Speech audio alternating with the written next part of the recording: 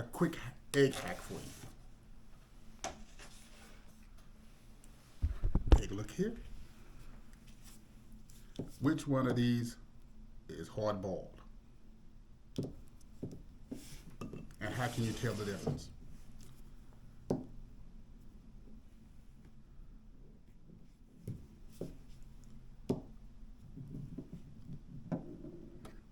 Which one do you think is hard boiled? If you chose this one, you were wrong.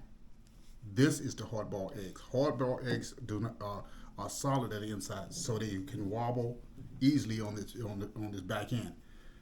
With the fluid water, it's a hot mess. So you have learned an egg hack for today. How to determine which eggs are. So when you're doing your double eggs, you don't end up accidentally cracking them. Cracking the wrong one. All right, I'll be back.